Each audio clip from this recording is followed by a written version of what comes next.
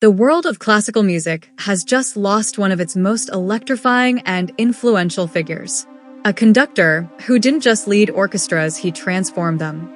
Michael Tilson Thomas, the legendary American conductor, composer, and musical visionary, has passed away at the age of 81. He died at his home in San Francisco after a long and courageous battle with an aggressive brain tumor, leaving behind a legacy that shaped classical music for more than half a century.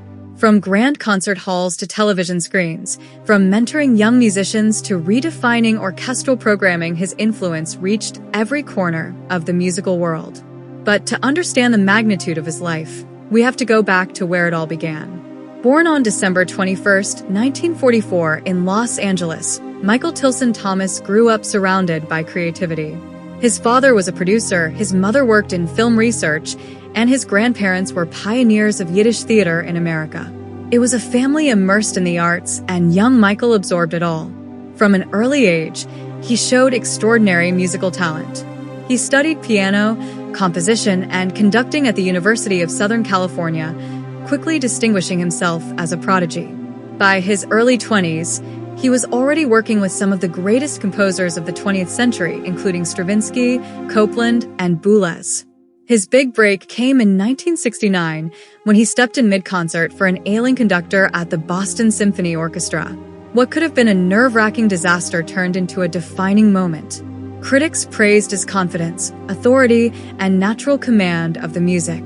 A star was born. Even Leonard Bernstein, one of the greatest conductors in history, recognized his brilliance early on, famously calling him a genius. Over the next decades, Michael Tilson Thomas built a career that spanned continents and generations. He led major orchestras including the Buffalo Philharmonic, the Los Angeles Philharmonic, and the London Symphony Orchestra. When he became principal conductor of the London Symphony Orchestra in 1988, audiences witnessed something special. His style was dynamic, expressive, and deeply engaging, bringing a sense of excitement and theatricality back to the stage. He wasn't just conducting music, he was telling stories. But perhaps his most defining chapter came in San Francisco. As music director of the San Francisco Symphony from 1995 to 2020, he transformed the orchestra into one of the finest in the world. He championed American composers, introduced bold and innovative programming, and brought new audiences into the world of classical music. Whether it was celebrating the works of Mahler or collaborating with unexpected artists, his approach was fearless. His recordings, especially the Mahler project, became benchmarks in classical music. Tilson Thomas wasn't content with tradition alone. He co-founded the New World Symphony in 1987, an academy dedicated to training the next generation of musicians. Through this, he helped shape the future of classical music itself. He also embraced television and media, bringing classical music into people's homes through performances, interviews, and educational programs. He had a rare gift not just for music, but for communication. On stage, he was charismatic and expressive, often compared to Leonard Bernstein. He connected deeply with audiences, sometimes even speaking directly to them during performances, breaking down the barriers between performer and listener. Offstage, he was known for his warmth, curiosity, and deep respect for musicians.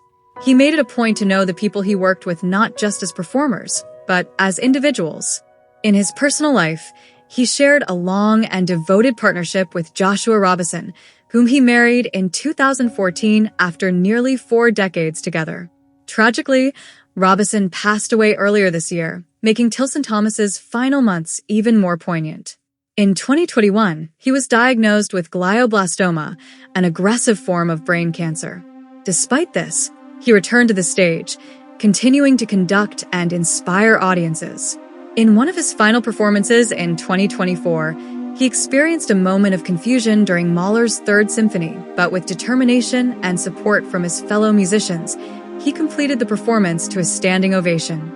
It was a powerful reflection of his resilience and dedication. His final concert took place in April 2025 with the San Francisco Symphony, a fitting farewell to a lifetime of music. Over his career, he received 39 Grammy nominations, winning 12, and was honored with the prestigious Kennedy Center Honors in 2019. But beyond awards, his true achievement was something far greater. He made classical music feel alive, relevant, and deeply human. Michael Tilson Thomas didn't just conduct orchestras, he conducted emotion, energy, and imagination. He opened doors for new artists, inspired millions, and left a mark that will resonate for generations. His music may have ended, but his legacy will never fade. If you enjoyed this tribute and want to see more stories like this, don't forget to like the video, subscribe to the channel, and share your thoughts in the comments below. Rest in peace, Michael Tilson Thomas. Your music lives on.